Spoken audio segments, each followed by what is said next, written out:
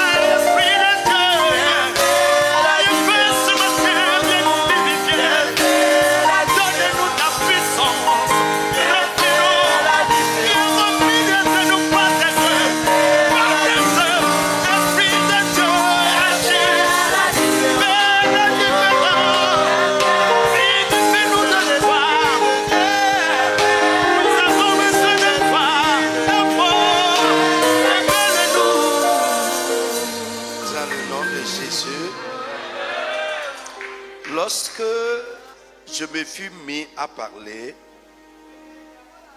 le Saint-Esprit descendit sur eux comme sur nous au commencement. Je reprends, c'est Paul qui est en train de parler de son expérience dans la maison de Corneille. Lorsque je me fus mis à parler, le Saint-Esprit descendit sur eux comme sur nous au commencement. Et je me souviens de cette parole du Seigneur. Jean a baptisé d'eau. Mais vous serez baptisés du Saint-Esprit. Or, puisque Dieu leur a accordé le même don qu'à nous qui avons cru au Seigneur Jésus-Christ, pouvais-je, moi, m'opposer à Dieu? Après avoir entendu cela, ils se calmèrent et ils glorifiaient Dieu en disant: Dieu a donc accordé la repentance aux païens afin qu'ils aient la vie. Alléluia. Frère, écoute-moi, nous voulons faire quelques requêtes de prière d'abord. Paul a dit ici, Dieu a répandu sur eux le Saint-Esprit comme sur nous. Comme sur nous au commencement. Si il nous accorde comme il a accordé, ça aura les mêmes manifestations. Ça aura les mêmes effets. Mais ce que nous nous demandons aujourd'hui, à la lumière de ce que eux ils ont reçu, on se demande si c'est vraiment Dieu nous a accordé comme à eux. Tu vas élever la voix et dire: cette semaine, Seigneur, répands ton esprit sur moi comme tu as répandu sur les premiers au commencement. Amen. Attends. Vous voyez le problème, c'est que nous ne réalisons pas la nécessité de l'expérience du Saint-Esprit aujourd'hui. Le thème de notre séminaire tout au long, c'est la réalité du Saint-Esprit au-delà de la glossolalie. Je vais expliquer le thème tout à l'heure. Amen. On ne dirait pas que c'est le même esprit que nous avons reçu. On ne dirait pas que Dieu l'a répandu sur nous comme sur eux. Parce que si c'est la même expérience, elle aura les mêmes effets et les mêmes manifestations. S'il te plaît, ouvre-toi cette semaine. Dis Amen avec moi. Ouvre-toi vraiment cette semaine. Fais les choses de tout ton cœur et Dieu va te visiter. Dis Seigneur Jésus, répands le Saint-Esprit sur moi comme tu l'as répandu sur eux au commencement. Ne chuchote pas, je veux que tu parles à haute voix et du fond de ton cœur.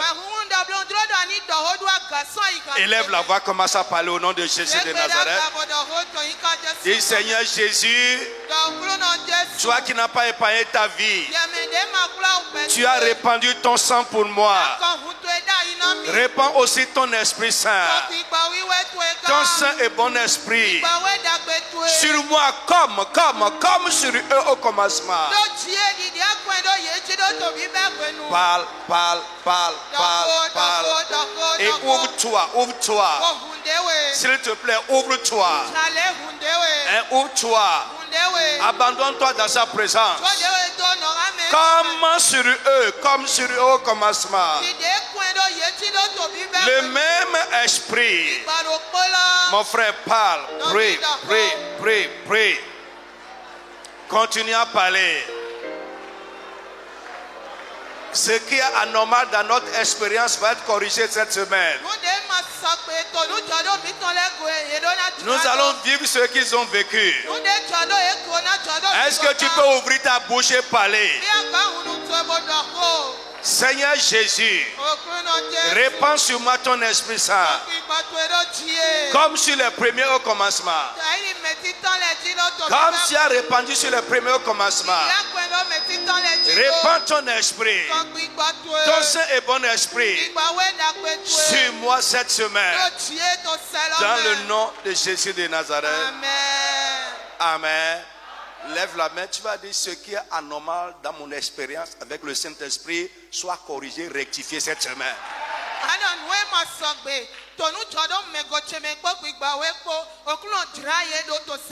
Élève la voix, commence à prier au nom de Jésus de Nazareth. Notre Dieu est le Dieu de la correction. Dieu va t'ouvrir les yeux. Tu vas dire, mon Dieu, mon Père, au nom de Jésus de Nazareth, je t'en supplie, ce qui est anormal dans mon expérience avec le Saint-Esprit soit corrigé cette semaine.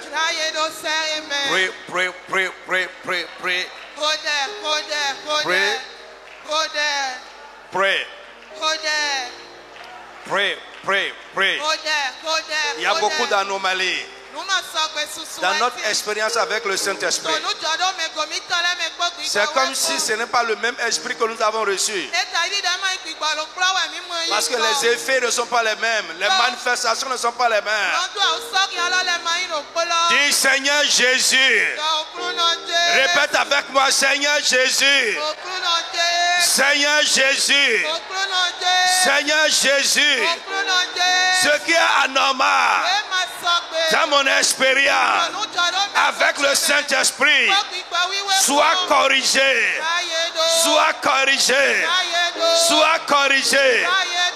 rectifié pendant cette semaine au nom de Jésus de Nazareth. Amen. Dernière requête de prière, tu vas dire Seigneur Jésus, ce que la Bible a dit que le Saint-Esprit va faire quand il va finir soit parfaitement fait à moi. Élève la voix, commence à prier au nom de Jésus de Nazareth. Ce que la Bible a dit que le Saint-Esprit va faire quand il va venir. Soit parfaitement fait. Dans chaque aspect et domaine de ma vie. Au nom tout-puissant de Jésus de Nazareth. Amen. Que Dieu te bénisse. Assois-toi. Alléluia. Puis, bienvenue à notre séminaire, je vais dire sur le Saint-Esprit, la réalité du Saint-Esprit. Aujourd'hui, nous allons juste introduire le message, planter le décor. Et à partir de demain soir, on va réellement rentrer dans le message. Je t'exhorte à ne pas faire le programme comme ça. Alléluia. Ça fait partie des anomalies. Parce que quelqu'un qui est éclairé vraiment ne peut pas faire ce programme-là en dents de scie. Ce dont nous voulons parler dans cette semaine,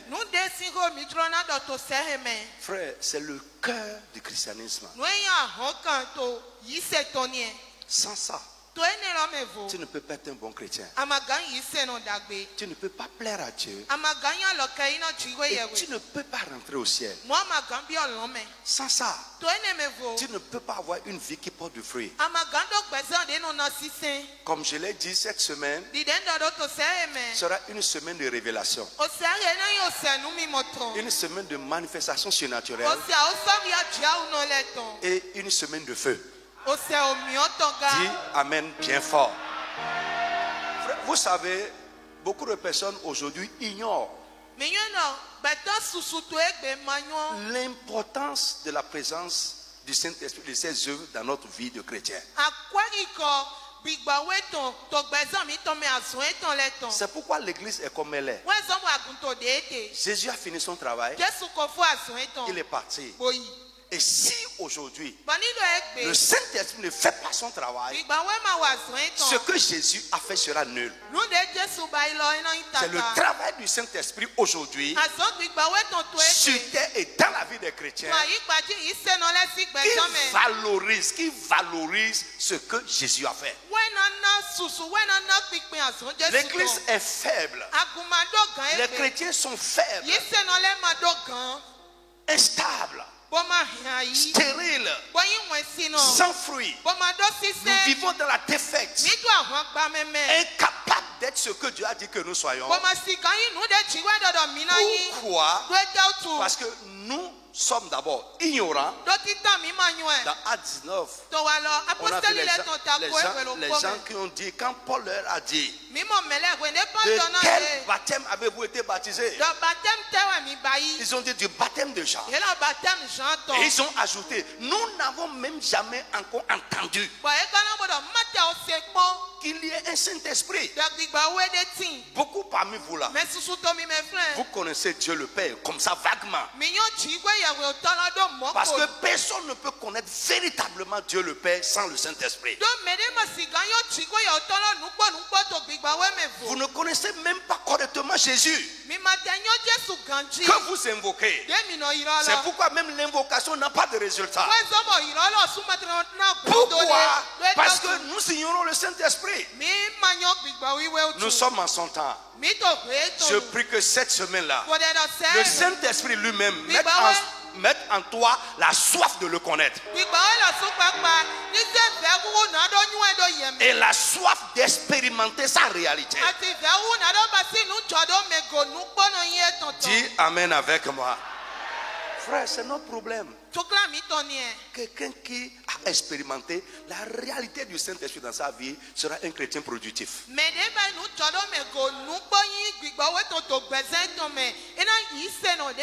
Il aura soif des choses de Dieu. Nous sommes trop charnels aujourd'hui. Nous courons trop après le monde. Les choses de Dieu ne nous attirent pas. Parce que le Saint-Esprit et son œuvre ne sont pas réels dans notre Varsovie. Je prie pour l'église afin qu'à partir de cette semaine, la présence et l'œuvre du Saint-Esprit deviennent réelles en nous. Lève-toi, dis Amen très fort. Plus cette œuvre va devenir réelle, plus sa présence deviendra réelle, plus ce que la Bible dit de lui sera réel. Ta vie va changer en conséquence. Frère, le chrétien doit avoir une vie surnaturelle.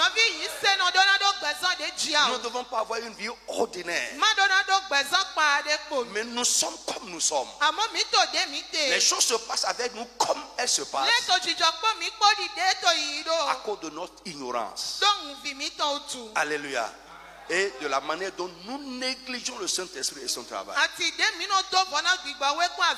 ce que nous allons commencer à voir ce matin est que beaucoup, 99,9% de ceux qui prétendent connaître, expérimenter le Saint-Esprit se sont limités au niveau de la glosso.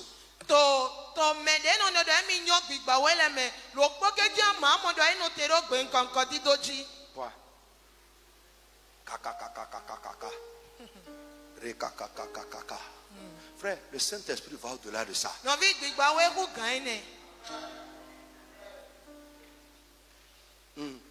Amen. Amen. Actes chapitre 1. Répète avec moi la réalité du Saint-Esprit. Dis ça encore très fort, la réalité du Saint-Esprit. Donc, je veux nous exhorter. Je ne veux pas seulement dans cette semaine parler du baptême du Saint-Esprit comme on a l'habitude de le faire pendant les temps de Pentecôte.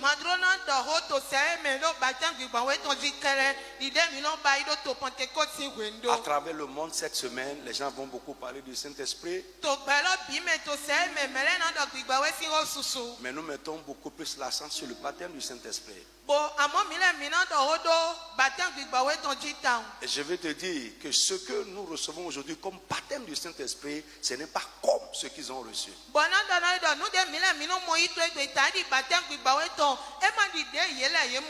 J'ai lu Actes. Ce que je lisais tout à l'heure, c'est Actes chapitre 11. Pierre a dit, le Seigneur a répandu sur eux le Saint-Esprit comme sur nous au commencement.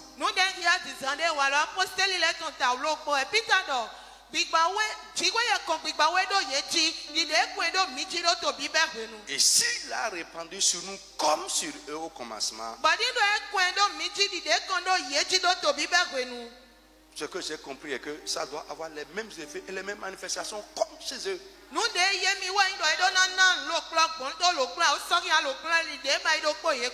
ce n'est pas le cas. Soyons honnêtes, ce n'est pas le cas. Bien aimé, let's go. Acte 1, à partir du verset 3. On va aller 3 à 8. Normalement, c'est 5 et 8, mais commençons par le verset 3.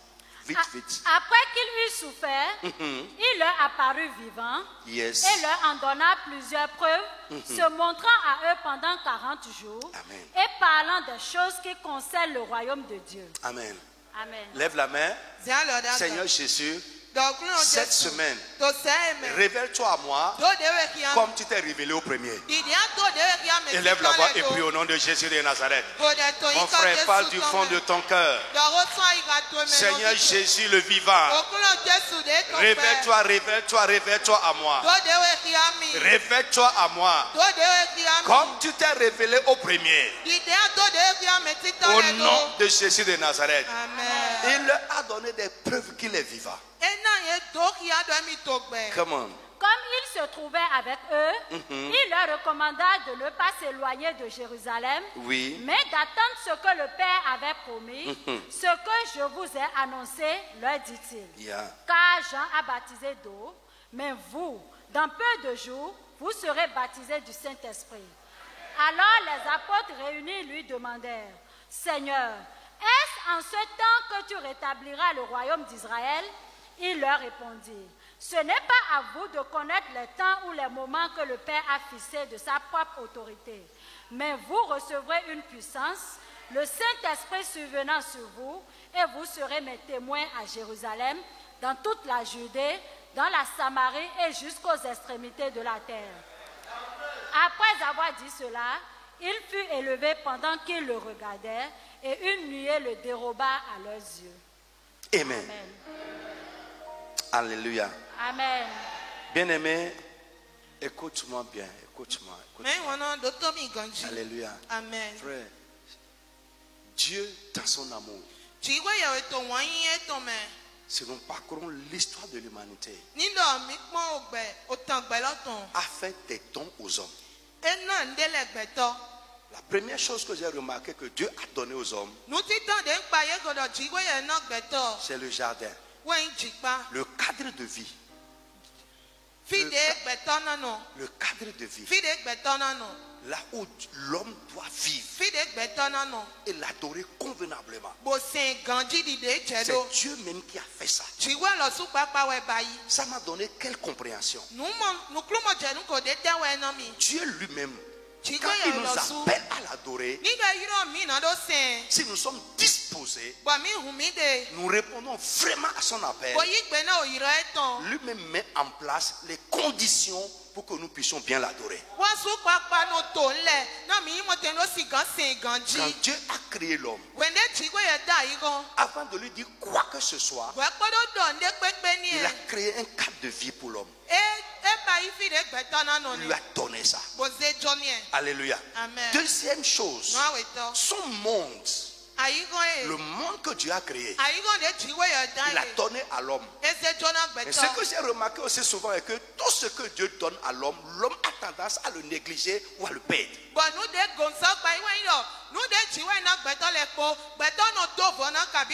Nous ne réalisons pas à leur juste valeur les dons de Dieu. Et parce que nous ne réalisons pas ces dons à leur juste valeur, nous les négligeons et le malin vient nous prendre ça. Je prie pour toi que l'ennemi ne te prenne pas ce que Dieu t'a donné. Frère, l'homme a perdu le jardin. L'homme a perdu le jardin. Ça veut dire quoi? Le cadre de vie que Dieu lui a créé, il est sorti de ça. Il est sorti de ça. Et c'est souvent l'homme, c'est ça l'homme.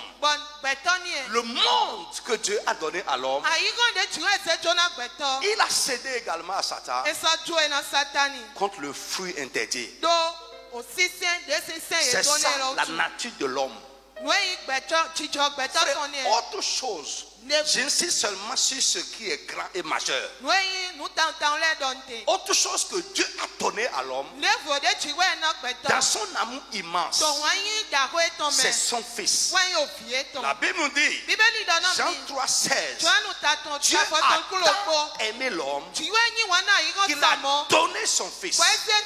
Jésus est un don de Dieu à l'homme. La Bible nous dit également, il est venu vers les siens, mais les siens ne l'ont pas reçu. Mais à ceux qui l'ont reçu, il leur a donné le pouvoir de devenir enfants de Dieu. Frère, Jésus est un don de Dieu pour nous. Mais combien l'ont reçu? Combien l'ont reçu? Et ceux qui l'ont reçu, comment nous le traitons? Question. Comment nous traitons ce don? Autre chose, don majeur que Dieu a fait à l'homme. Je ne parle pas des dons de grâce, les quoi, il m'a donné voiture. Non, ces choses-là. Il m'a donné mari, il m'a donné enfant. Autre don majeur que Dieu a fait à l'homme, c'est le Saint-Esprit. Et c'est de ça que nous voulons parler dans cette semaine. Alléluia. Donc Dieu nous a fait le don de son esprit. Alléluia. D'abord, écoute, le premier don ne nous servira pas à grand chose si le deuxième don n'est pas opérationnel.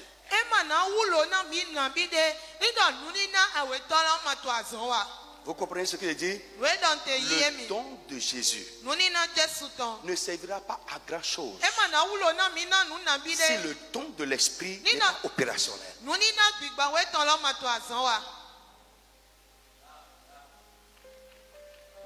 Je parle français. Amen. J'ai dit le don de Christ. Tu as reçu Christ. Et j'ai dit, ça ne servira pas à grand chose. Le but ultime pour lequel Dieu nous a fait ce don ne sera pas atteint si le don de l'esprit n'est pas opérationnel, n'est pas réel dans ta vie. Alléluia. Frère, recevoir Jésus sans recevoir le don du Saint-Esprit, comme la Bible dit, je dis comme la Bible dit, est contraire à la pensée de Dieu. Tu ne peux pas recevoir Christ sans recevoir en même temps le don de l'Esprit. Les deux vont de pair. Mais le christianisme d'aujourd'hui a dissocié ça.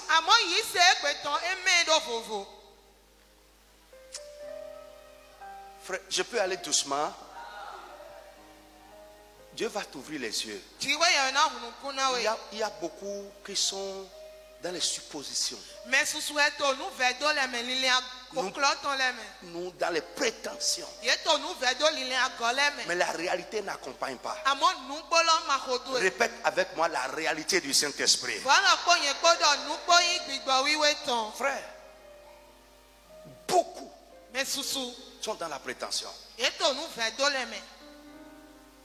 Beaucoup pensent que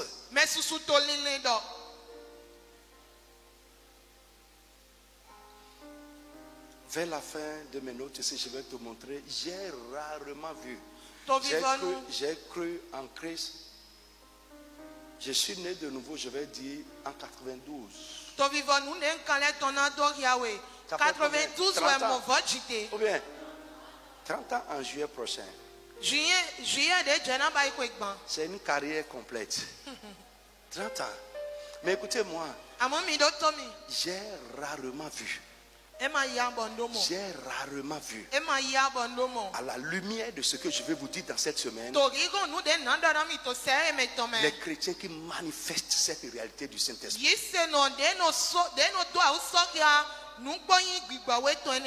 30 ans. J'ai côtoyé les chrétiens, côtoyé les serviteurs de Dieu à tous les niveaux. Mais j'ai rarement vu les chrétiens qui manifestent cette réalité dont nous voulons parler. Beaucoup prennent le palais en langue comme la réalité du Saint-Esprit. Non. Rarement. J'ai dit rarement. C'est pourquoi je te demande de ne pas rester dans les suppositions, dans les prétentions. Non. Fais comme si c'est la première fois que tu veux écouter ça.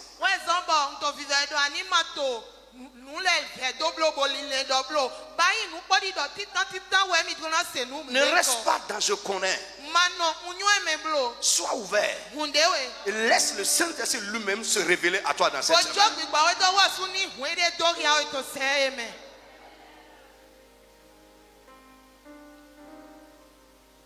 Alléluia. Est-ce que quelqu'un me suit? Amen. Bien aimé, ce séminaire n'est pas un séminaire sur le baptême du Saint-Esprit seulement. Nous allons voir pourquoi Dieu nous a donné son esprit et les choses qui prouvent que nous l'avons réellement reçu. Pourquoi il nous a donné le Saint-Esprit? Pourquoi Dieu ne s'est pas arrêté au don du Seigneur Jésus? Parce que normalement, recevoir Jésus, c'est suffisant. Oui, normalement. Mais pourquoi encore Dieu nous a donné le Saint-Esprit? Et quelles sont les choses qui prouvent réellement que nous l'avons reçu? que nous avons reçu ce don. Alléluia. Nous allons voir également les deux niveaux. Nous allons voir les deux niveaux de l'œuvre du Saint-Esprit dans la vie d'un homme. Je ne dis pas dans la vie du chrétien, dans la vie d'un homme. Les deux niveaux de l'œuvre du Saint-Esprit dans la vie d'un homme. J'aimerais qu'on lise là deux petits passages rapidement. Deux petits passages. Jean chapitre 20.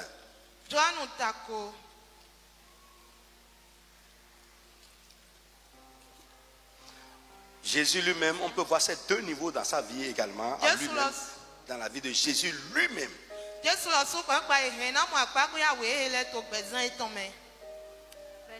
Jean 20, 22. Jean 20, 22. Après ces paroles, il souffla sur eux. Jésus souffla sur eux et leur dit, recevez le Saint-Esprit. Recevez le Saint-Esprit. Suivez-moi. Vous me suivez?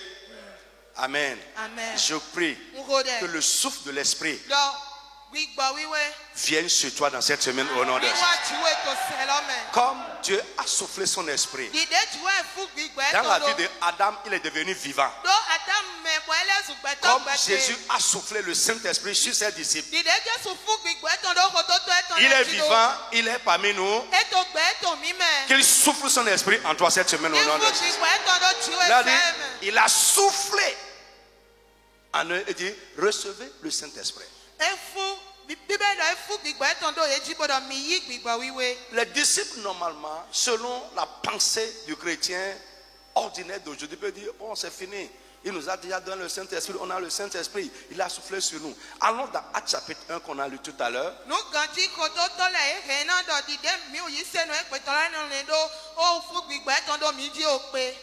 Actes 1, verset 3, après verset 3 à 5. Après qu'il eut souffert, il leur apparut vivant et leur en donna plusieurs preuves, se montrant à eux pendant 40 jours et parlant des choses qui concernent le royaume de Dieu. Comme il se trouvait avec eux, il leur recommanda de ne pas s'éloigner de Jérusalem, mais d'attendre ce que le Père avait promis, ce que je vous ai annoncé, leur dit-il. Car Jean a baptisé d'eau, mais vous, dans peu de jours, vous serez baptisés du Saint-Esprit. Amen. Frère, dans Jean 20, verset 22, est-ce que les disciples ont reçu le Saint-Esprit? Ils ont reçu le Saint-Esprit. Pourquoi est-ce que Jésus encore leur dit, vous allez recevoir ce que le Père a promis? Normalement, ils ont reçu. Amen. Le travail du Saint-Esprit dans notre vie a des niveaux. Ça a des niveaux. Alléluia. Amen. Et ce que je dis est que pour la plupart, et il y en a même qui n'ont même rien avec le Saint-Esprit, ils sont des chrétiens de nom. Quand le Saint-Esprit est dans la vie d'une personne, ça a des fruits, ça a des preuves. Nous sommes des chrétiens de nom. Notre foi est juste une adhésion aux paroles de l'évangile. Mais ce qui fait l'enfant de Dieu, ce n'est pas en nous. Alléluia. Celui qui n'a pas le Saint-Esprit ne lui appartient pas. C'est la Bible qui dit ça. Celui qui n'a pas l'Esprit de Dieu ne lui appartient pas. Les enfants de Dieu, c'est ceux en qui habite l'Esprit de Dieu. Ici, dans Jean chapitre 20, Jésus a soufflé en eux. Il a soufflé le Saint-Esprit en eux. Il dit, recevez le Saint-Esprit. Donc là, ils ont reçu le don de l'Esprit. Mais après encore sa résurrection, il leur a dit, Dieu a promis quelque chose. Attendez la promesse. Et moi je vous enverrai je l'enverrai sur vous. Ça c'est le deuxième niveau. Jésus lui-même, la Bible nous dit qu'il est né de l'Esprit. Il est né de l'Esprit. Lui, il n'a pas reçu ce premier niveau. Il est né de l'Esprit. Mais après ça, La Bible nous dit également que le jour de son baptême, quand il était dans l'eau, ce que le Père a promis là s'est accompli dans sa vie lui-même d'abord, avant de se passer dans la vie des disciples. Alléluia. Le premier niveau, on va expliquer dans la semaine, le premier niveau, ça fait entrer l'esprit en nous. Le deuxième niveau, ça fait descendre l'esprit sur nous. Et le travail des deux niveaux est différent. Est-ce que vous pouvez imaginer une personne en qui le Saint-Esprit habite? Ce que sa vie doit être. Le Saint-Esprit, c'est Dieu. Frère, je crois la semaine passée, j'étais en train de prier une nuit et Dieu a mené devant moi deux choses. La première chose que Dieu m'a révélé est que Jésus, c'est Dieu sur terre. C'est l'incarnation de Dieu parmi les hommes.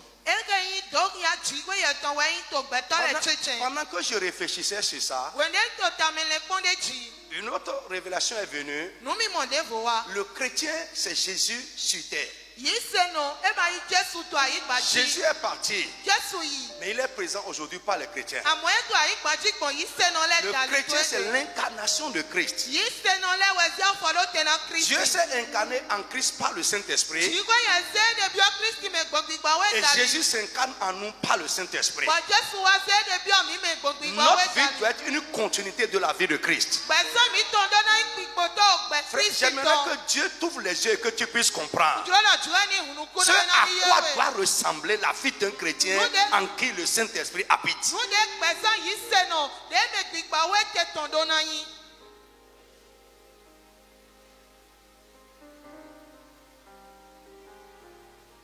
Jesus. Les gens ont regardé des chrétiens avant. Ces gens-là sont de petits Jésus. Ils sont de petits Christ. Tellement leur vie était différente. Tellement ils parlaient différemment. Tellement ils agissaient différemment. Tellement ils étaient totalement en défaçon. Écoute-moi, si tu veux être en face avec ce monde, tu ne peux pas être un bon chrétien. Les gens doivent voir que tu es déconnecté. Mais quand tu es déconnecté des choses de ce monde, tu seras connecté aux réalités du royaume.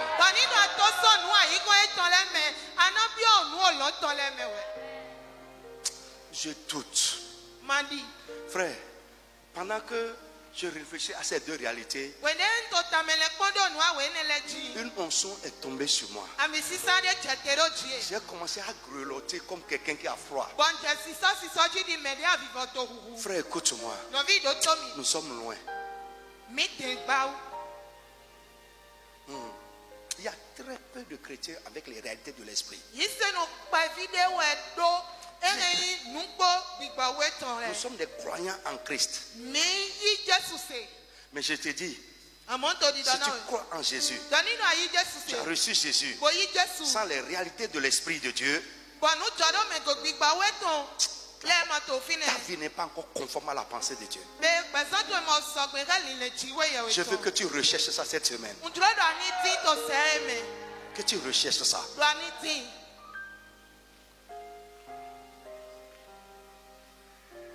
On est là. Frère, écoute. Que le Saint-Esprit lui-même t'enseigne. Alléluia. Amen. Lève la main encore. Jésus. Nous allons beaucoup utiliser le mot comme cette semaine. Comme sur les premiers. Tu as dit Jésus. Comme tu as soufflé ton esprit en eux. Cette semaine, souffle aussi ton esprit en moi. Élève la voix et parle au nom de Jésus de Nazareth. Parle. Parle bien. Parle bien. Jésus, souffle ton esprit au-dedans de moi. Souffle ton esprit en moi. Souffle ton esprit en moi. Au nom de Jésus de Nazareth. Donc dans cette semaine, nous allons voir, comme je viens de l'expliquer, les deux niveaux de l'œuvre du Saint-Esprit dans la vie de l'homme. Nous allons voir également à quoi doit ressembler une vie dans laquelle le Saint-Esprit habite selon les Écritures.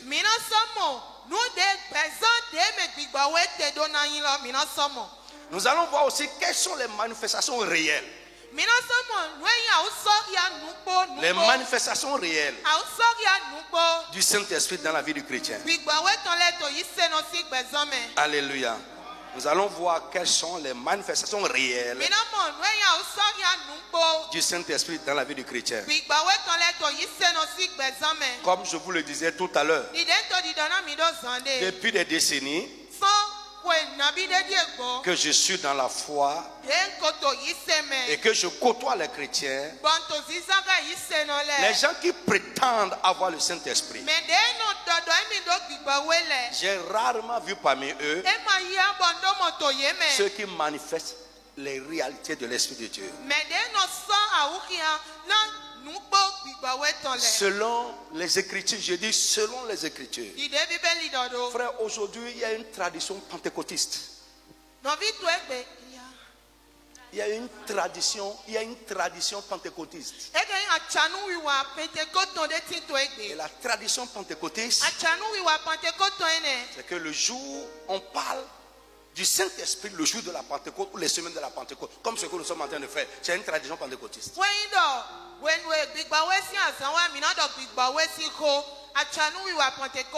On enseigne sur le Saint-Esprit. Et le jour de la Pentecôte, les gens manifestent la glossolale. Et pour beaucoup de personnes, ça s'arrête là.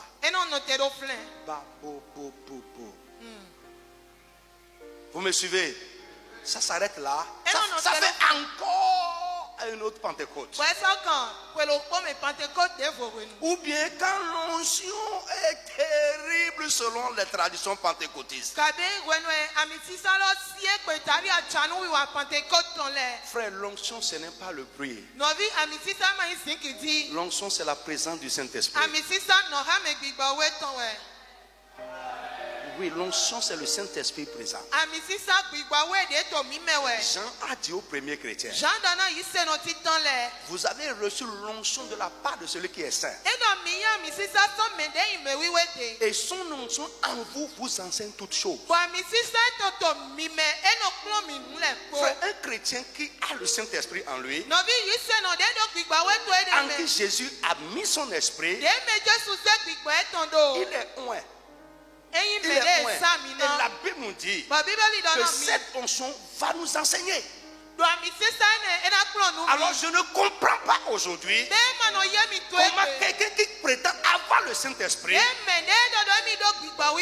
qui est supposé enseigner par le Saint-Esprit qu'il a reçu, ne comprend pas les choses de Dieu.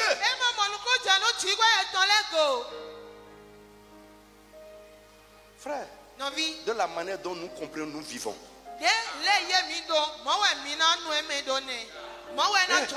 Balance la main. Tu as besoin de cet enseignement-là. Ce n'est pas toujours beau, Seigneur, casse-les. Non, tu as besoin de ça. Frère, je vais te montrer. Même le combat spirituel sans le Saint-Esprit, quand le Saint-Esprit n'est pas impliqué dans ton combat, c'est zéro, c'est la chair. Ça ne donnera pas de résultat. C'est lui aujourd'hui. Si le Saint-Esprit n'est pas impliqué dans ton combat, frère, tu vas avoir quoi?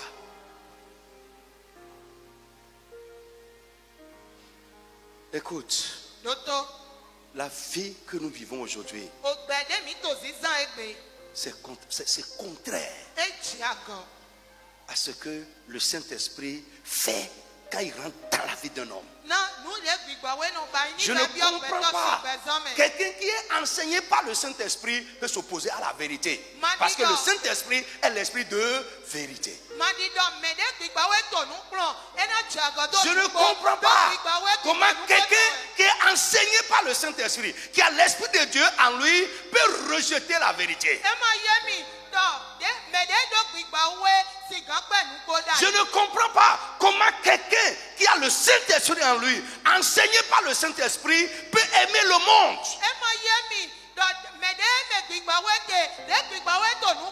Je ne comprends pas comment quelqu'un qui a le Saint-Esprit en lui peut ne pas aimer Dieu. Comment quelqu'un qui est enseigné par l'Esprit peut ne pas avoir du zèle pour les choses de Dieu?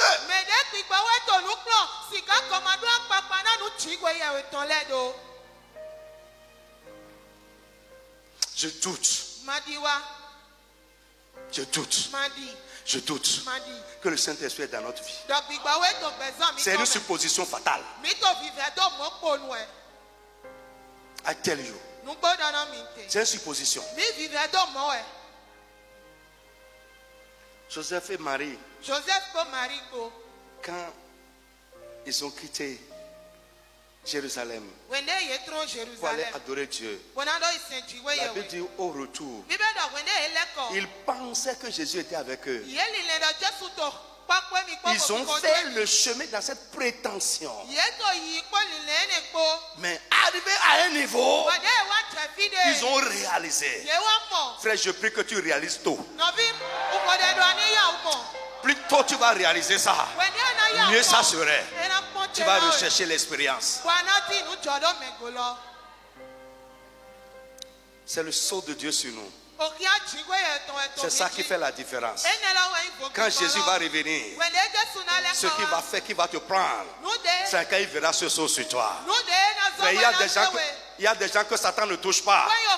Qui sont ceux-là qui ne touchent pas? Les gens sur qui voient le sceau de Dieu. Frère, le Saint-Esprit est le sceau de Dieu dans ta vie.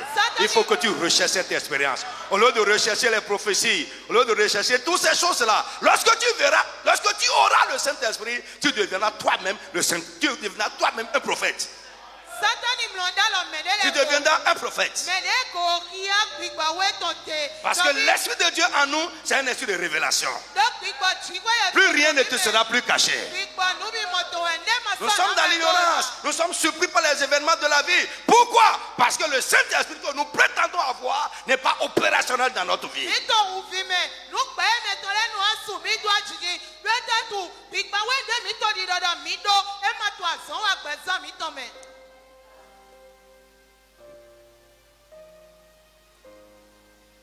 D'autres lui ont fait un petit coin dans leur vie. Ils ont fait les rangements sur lui là-bas. Coin mais. Nous dans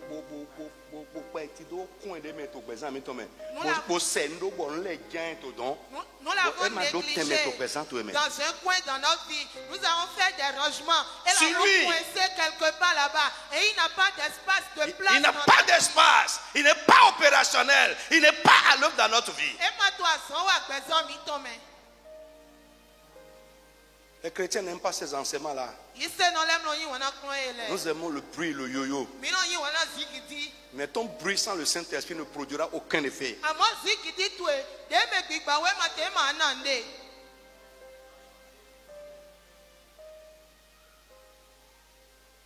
Pourquoi nous vivons dans la défaite quand l'Esprit tout-puissant est en nous? Le Saint-Esprit. Frère, écoute-moi. Frère, je prie pour toi. Après cette semaine, ta vie va devenir une vie de miracle. Je dis ta vie va devenir une vie de miracle. Plus rien ne sera impossible dans ta vie.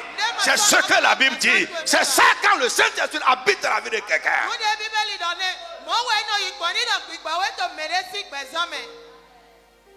Ouais. On doit avoir une vie de miracle.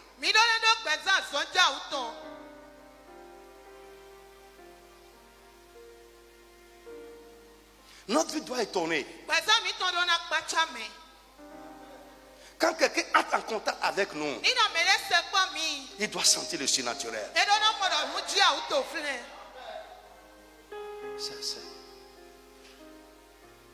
Alléluia.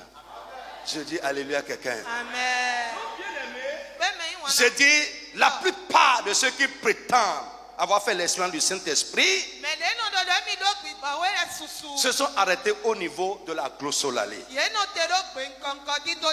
Amen. Et ça, je vais vous expliquer ça rapidement. Mais je sais que vous comprenez déjà, et sans expliquer, vous comprenez déjà. Frère, quand la glossolalie chrétienne, c'est le parler en langue tout court. Chrétienne. Parce qu'il y en a dans le monde. Il y en a dans le monde. La glossolalie, dans le monde, c'est un langage inventé, codé. J'ai dit c'est un langage inventé, codé, qui est parfois utilisé dans les milieux spécifiques. Si tu prends les policiers, ils peuvent avoir leur glosso. Et toi qui n'es pas de ce milieu-là, tu ne peux pas comprendre ça. Est-ce que vous me suivez bien? Si tu prends les sourds, ils ont leur langage codé, c'est un glosso. Et si tu n'es pas initié, tu ne peux pas comprendre ça. Le parler en langue, c'est la glosso biblique. C'est un langage pas inventé, mais c'est un langage inintelligible, incompréhensible. Et le code pour y accéder, c'est le baptême du Saint-Esprit et l'interprétation. Quelqu'un qui n'est pas chrétien, quand il vient, il voit kaka là. Pour lui, c'est totalement bizarre. Mais beaucoup de chrétiens se sont arrêtés là. Et quand ça vient, c'est que c'est le summum. On est déjà heureux. On est déjà satisfait. On fait caca et c'est bon. Mais je vais te dire aujourd'hui que la réalité de l'esprit, ce pourquoi Dieu nous a donné son esprit, ce n'est pas seulement pour faire caca. Ce n'est pas seulement pour parler à l'âme. Une fois par an. Non. Mais ça va au-delà de ça. C'est pour avoir une vie. C'est pour manifester une nature. Verset 8 dit, vous recevrez une puissance. Le Saint-Esprit venant sur vous, c'est le deuxième niveau. Et vous serez mes témoins. Vous serez quoi? Mes témoins. Pas et vous allez parler seulement en langue. Nous recevons le Saint-Esprit pour être témoins de Jésus. Témoins par trois choses. Témoins par la vie que nous vivons. Témoins par nos paroles. Et témoins par nos actes. C'est le but pour lequel Dieu nous envoie son esprit. Dans ton milieu où tu vis, dans ta famille, dans ton service, dans ton milieu de vie, tu dois être témoin de Jésus parce que tu as reçu le Saint-Esprit. La vie que tu vis au milieu des gens doit être ici en défaçage de la vie. Déconnectés de la vie, qui verront que celui-là a un esprit que nous n'avons pas. Frère, la vie de chacun de nous est selon l'esprit qui l'anime. Si tu as l'esprit du monde, tu vivras comme le monde. Même étant à l'église, et il y en a tellement, 95% des chrétiens adore Dieu avec l'esprit du monde. Frère, permettez-moi de vous le dire. Les choses qui t'attirent indiquent l'esprit qui est en toi. Les choses que tu poursuis indiquent l'esprit qui est en toi. Parce que l'esprit qui est en toi va te pousser vers ces choses. Si l'esprit de Dieu est en toi, il va te pousser vers les choses de Dieu. Frère, demande-toi aujourd'hui quel esprit est en toi.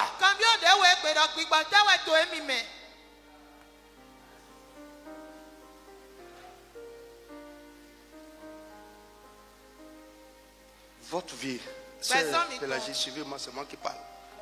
Votre vie là, c'est un témoignage.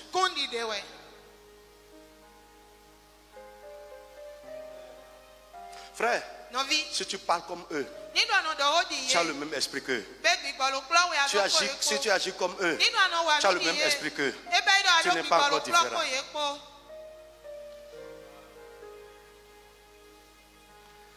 Si depuis que tu as cru, les gens n'ont pas commencé à dire que tu es différent, tu as encore leur esprit.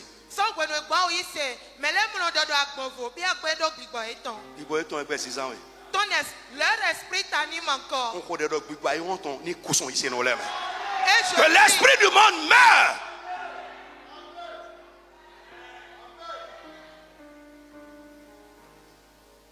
On peut laisser nos réunions pour aller à une manifestation du monde. Une rencontre avec Dieu pour aller à une manifestation du monde. C'est l'esprit qui est en toi qui te pousse vers ces choses.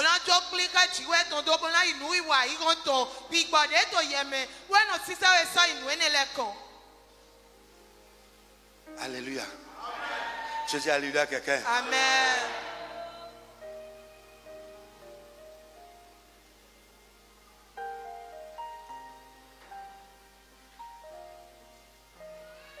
Témoin par la vie. Témoin par la parole. Regardez les chrétiens aujourd'hui. Comment ils sont assimilés, totalement confondus au monde avec le Saint-Esprit. Comment ils parlent comme le monde et pire que le monde avec le Saint-Esprit. Aucune différence. Après on va parler caca.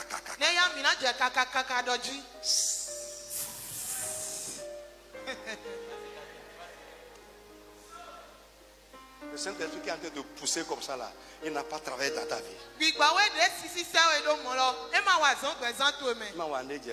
n'a rien fait en toi.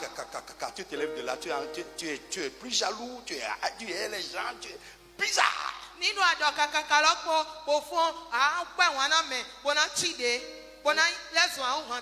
jour, j'étais énervé. Une soeur qui détruit par sa bouche. Le commérage, elle est championne dedans. Et un jour, comme ça, pendant que nous sommes dans l'adoration, elle est décédée maintenant. Oh, Kuti. Ah, Big Boy Jazzy, je suis comme ça. Banchiwi, Bonohe. C'est quoi qui fait haïs? Il y a trop de séduction à l'église. Le Saint-Esprit est l'esprit de vérité. Quand il viendra, il va vous convaincre de péché, de justice et de jugement. Frère, si tu n'as jamais été convaincu de ce qui ne va pas dans ta vie, tu n'as pas encore reçu le Saint-Esprit. Si tu n'as jamais mené deuil, jamais été attristé par ta vie, par ton état, le Saint-Esprit ne t'a jamais touché.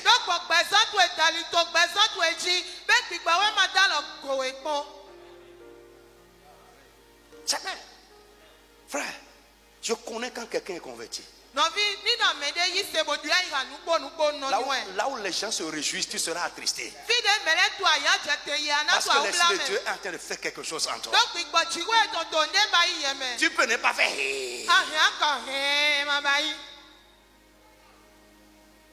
Mais le Saint-Esprit est en train de travailler en toi. Mais je ne sais pas comment quelqu'un est en train de faire.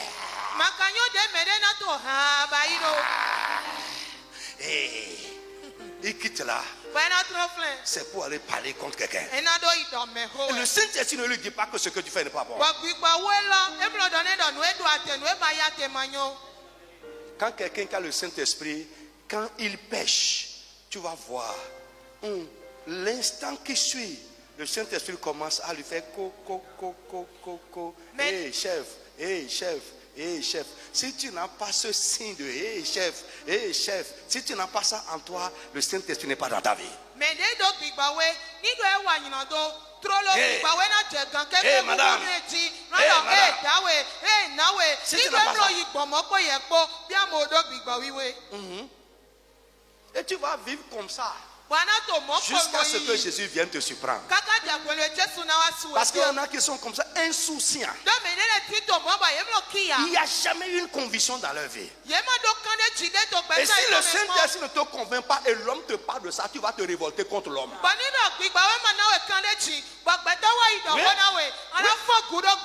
Ouais, tu vas voir qu'il fait trop.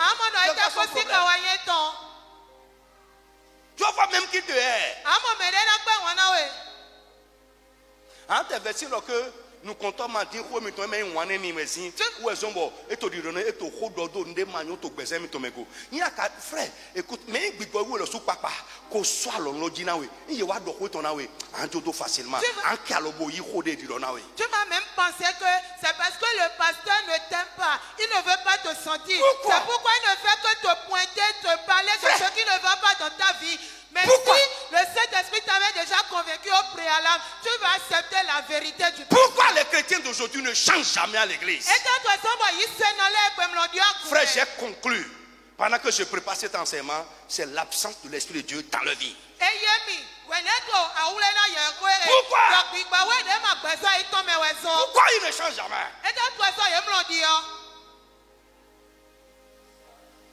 Frère, nous avons dit qu'il y a deux types de repentance. Il y a la repentance initiale et la repentance continue. Il doit y avoir un jour où le Saint-Esprit te touche. Il t'ouvre les yeux et tu vois que tu es pécheur. Tu vis dans le péché. Ton chemin n'est pas normal. Et tu te tournes vers le Seigneur pour marcher maintenant dans la vérité. Mais après cette repentance initiale, au plus tu es éclairé, parce qu'il enseigne, plus il t'enseigne, tu comprends les choses, ça appelle à un changement progressif. Mais toi qui es là, depuis des années, tu n'as pas changé. Écoute-moi, je te dis aujourd'hui, recherche le Saint-Esprit cette semaine. Recherche le Saint-Esprit. Demande à Dieu de mettre son esprit dans ta vie. Qu'il commence à travailler en toi. Chez toi, sans l'enseignement d'un pasteur, le Saint-Esprit va t'enseigner. Il va te montrer que ça ne va pas. Il va te montrer que tu dois te repentir, que tu dois revenir à Dieu.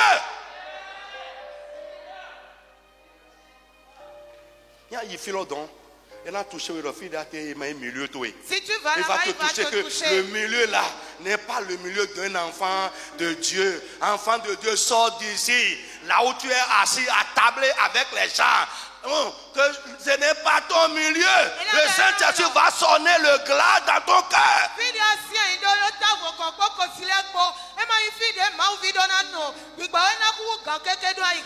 Là où tu es assis, toi enfant de Dieu, pour prendre les problèmes de l'église, pour amener chez les païens et en faire sur une discussion autour de la boisson, le Saint-Esprit va te révéler que là, ce n'est pas ta place et ce que tu fais, ce n'est pas digne de toi. Va te montrer ça. Frère,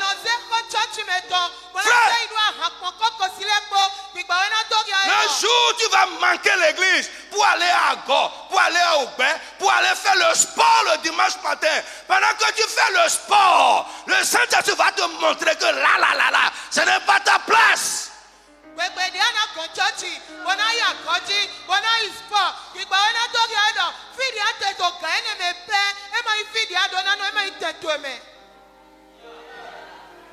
Mais ce sont beaucoup qui viennent à l'église en retard parce qu'ils sont allés au sport le matin. L'exercice physique est utile à peu de choses. Mais l'exercice de la piété est utile à tout. Ça a les avantages de la vie ici et de la vie à venir. C'est ce que Paul a dit à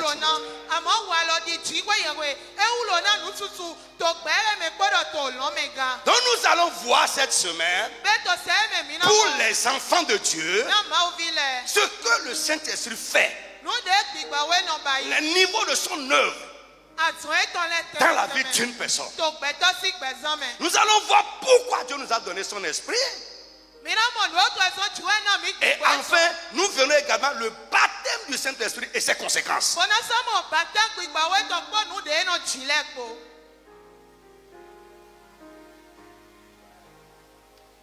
Quelqu'un est là? Dis, c'est une semaine de révolution. Dis, c'est une semaine de révolution. Alléluia. Si je ne te vois pas ici demain, c'est que tu n'as pas le Saint-Esprit. Conclusion. Je te dis, I tell you, c'est fini. Quelqu'un a dit c'est ça. Si tu fuis la vérité, tu n'as pas le Saint-Esprit. Quelqu'un qui a l'Esprit de Dieu, même si la vérité est dure, il supporte. Il dit que ça, c'est la vérité, c'est mon espérance qui est fausse. Ça, il vous convaincra de vérité. Il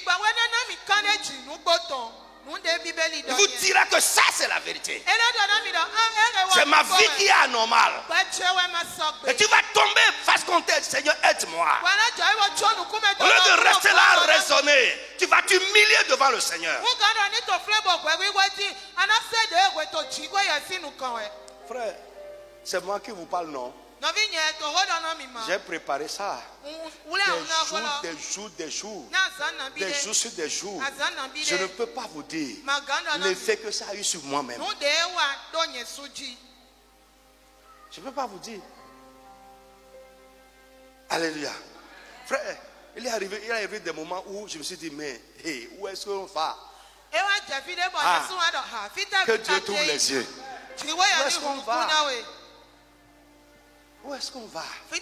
J'ai dit au Seigneur, hey, si tu venais, combien tu vas trouver? J'ai dit au Seigneur, ces choses-là ne préoccupent pas les enfants. On veut là où on va nous dire demain.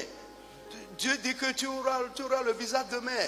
Tu vas voyager après demain. Le passeport de l'ennemi qui est là-bas. On veut ça. C'est bon. Le Saint-Esprit fait ça également. Mais tout ça là, tu peux recevoir tout ça. Et toi-même, tu es totalement hors de la pensée de Dieu. Écoutez.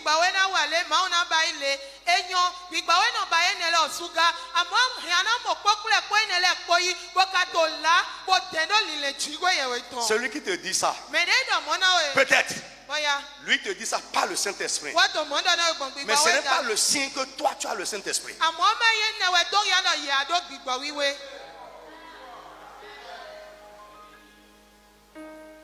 C'est pas parce que tu as reçu une prophétie.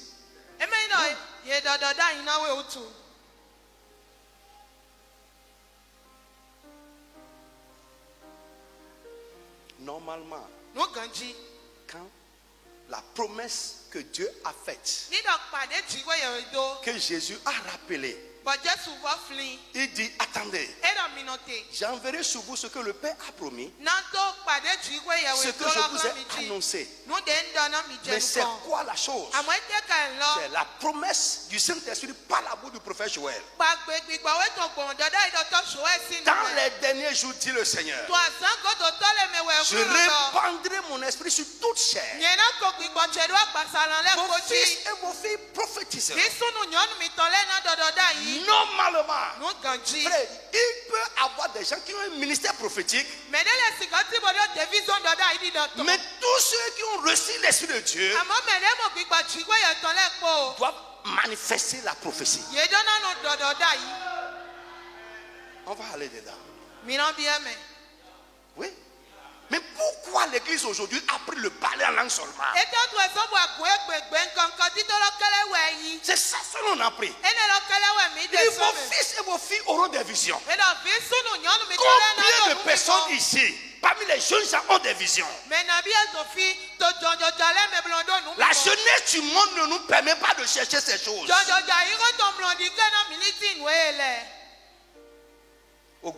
La vie des jeunes du monde, que nous jeunes chrétiens aussi on fait, ne nous permet pas de rechercher ces choses. Vos vieillards auront des songes. Les vieillards qui sont là, à partir de 60 ans, montrez-moi cette manifestation de l'esprit.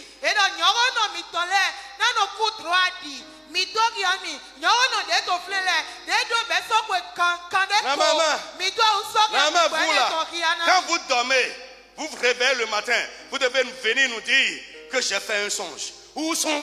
Où est ça?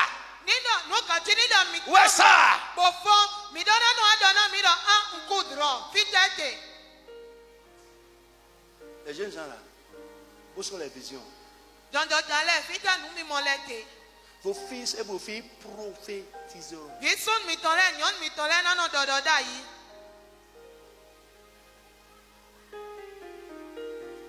Vos fils et vos filles feront quoi? Prophétiseront. Il peut y avoir des prophètes, mais tous doivent prophétiser. L'apôtre Paul dit, je souhaite que tous vous prophétisez. Où est ça? Si ces choses se manifestent dans l'église, est-ce que vous imaginez comment seront nos réunions?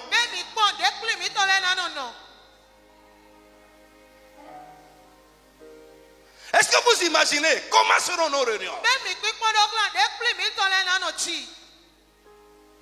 L'église aujourd'hui, c'est l'enseignement, la louange, l'adoration, la prière. Non, ce n'est pas ça. Quand vous vous rassemblez, quelqu'un a-t-il un cantique? Quand vous vous rassemblez, quelqu'un a-t-il une exhortation? Quelqu'un a-t-il une vision? Quelqu'un a-t-il une langue? Quelqu'un a-t-il une interprétation? Quelqu'un a-t-il une prophétie? Mais que tout se fasse dans l'ordre et dans la bienséance. C'est ça le culte où le Saint-Esprit est présent. Où est ça aujourd'hui? Où sont ces réalités dans nos vies? Où sont ces réalités dans nos communautés?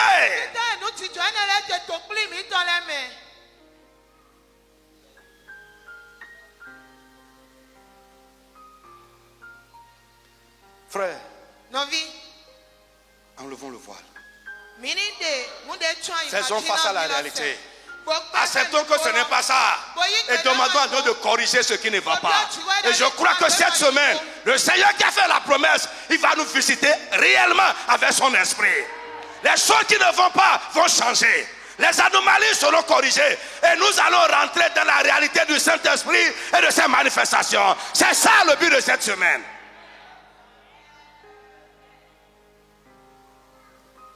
Toi qui as un cœur dur, Dieu ne t'a jamais touché. Je prie que cette semaine-là, tu puisses pleurer devant Dieu. Tu puisses pleurer. Tu puisses pleurer. On ne voit pas ça aujourd'hui dans l'église. Des gens qui pendant l'adoration coulent de larmes. Parce que Dieu est en train de, le Saint-Esprit est en train de leur rendre ministère. On ne voit pas. On ne voit pas des gens aujourd'hui qui, pendant la prédication, ont été tellement touchés qu'ils ne peuvent plus suivre le reste. Ils sont à genoux en train de pleurer. On ne voit pas ça aujourd'hui. Pourquoi notre vie est fermée? Nous sommes trop endurcis. Mais c'est ça la réalité du Saint-Esprit.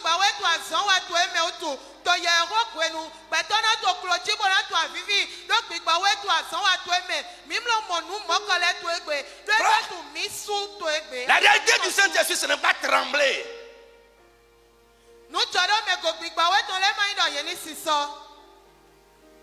Le Saint-Esprit peut te faire trembler.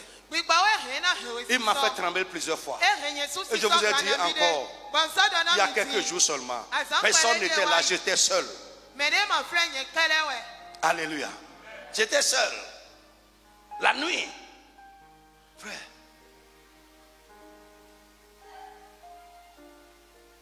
Endurci. Incrédule. Insensé.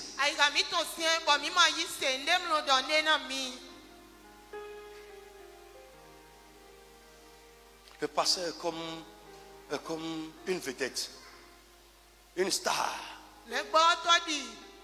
Il vient faire son spectacle et il part.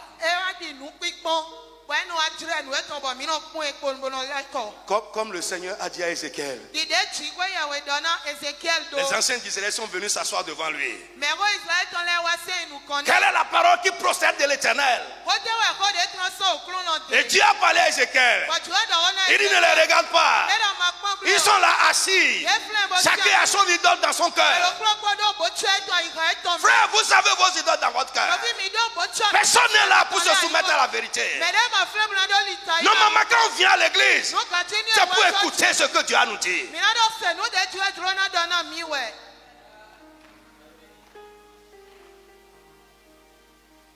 Ne les écoute pas. Chacun a son idole dans son cœur.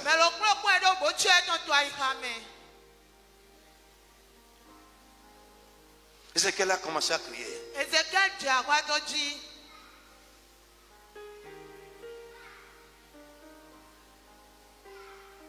Alléluia. Quand nous allons lui faire la place, il viendra comme il est venu sur les premiers. Il va se manifester comme il s'était manifesté. Nous allons expérimenter le miracle. Nous allons expérimenter le surnaturel.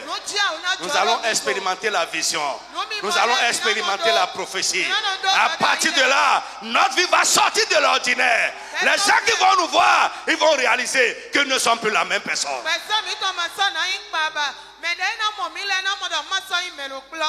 Lève-toi sur tes pieds.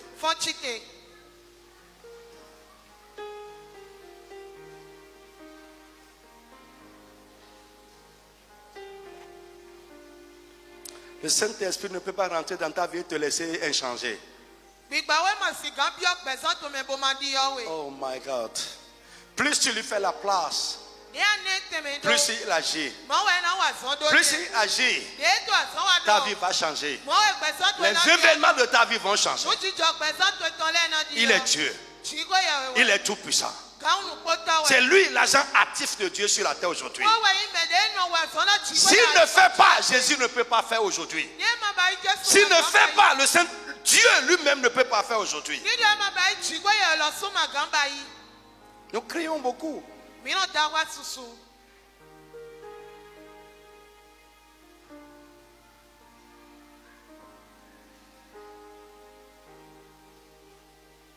Lève tes deux mains, garde le silence.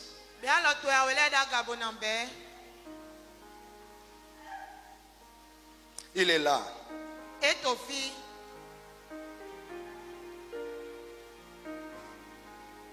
Mais je prie que pendant cette semaine, que les deux niveaux de son activité soient réellement manifestés dans ta vie. Tu peux dire Amen fort. S'il n'était jamais entré en toi, je prie que cette semaine, l'Esprit de Dieu pénètre dans ta vie. S'il n'est jamais descendu sur toi, je prie que cette semaine, le Saint-Esprit descend sur toi. Comme sur les premiers. Je prie que cette semaine, ce que la Bible a dit qu'il va faire, que cela devienne réel dans la vie de chacun de nous au nom de Jésus. Est-ce que tu as soif? Tu as soif? Ta soif sera étanchée au nom de Jésus.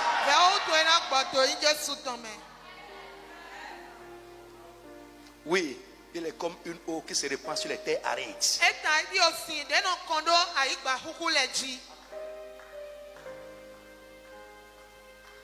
Ouvre-toi, lève tes mains. Tout au long de la semaine à partir de demain, on ne va pas parler seulement. Non, non, non. Si on finit l'enseignement, quel que soit l'enseignement donné, nous allons lui ouvrir la place et lui demander d'agir au milieu de nous. Tout au long de la semaine. On ne va pas parler seulement. Il va se manifester. Comme avant. Comme avant. Comme avant. Comme sur les premiers. Comme dans la vie des premiers. Comme au milieu des premiers.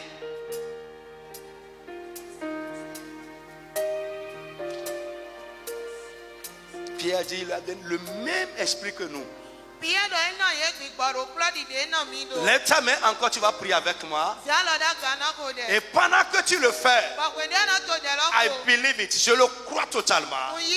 Jésus qui n'a pas épargné sa vie, qui a répandu son sang à cause de ta vie, il va mettre son esprit en toi. La promesse est pour nous tous. Dieu est disposé à le faire. Soyons ouverts et ayons soif. Et le Saint-Esprit va pénétrer dans notre vie. Il va descendre sur certaines personnes. Ces œuvres deviendront réelles dans la vie de certaines personnes. Nous Nous allons quitter seulement la glosso. Nous allons entrer dans la vie surnaturelle. Nous allons entrer dans la dimension de la puissance. Nous allons entrer dans la dimension des manifestations surnaturelles.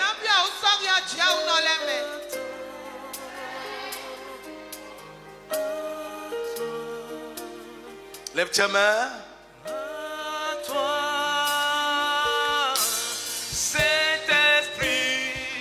Si tu connais la chanson, chante.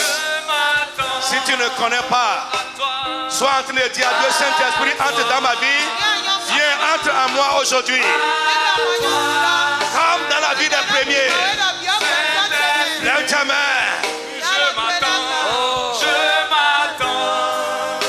Où ta main et où ta vie. Je m'attends à toi, Saint-Esprit.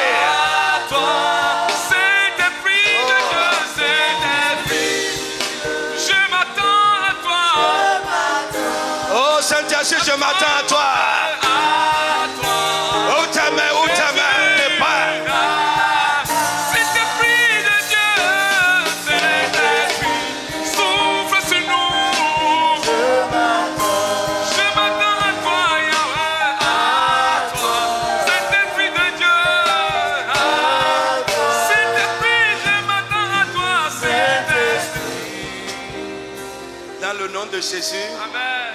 Lève la main. Tu vas dire Jésus. Toi qui as répandu ton sang pour moi. Mets ton esprit en moi et sur moi. Amen. Élève la voix et parle au nom de Jésus de Nazareth. Parle. Saint-Esprit de Dieu.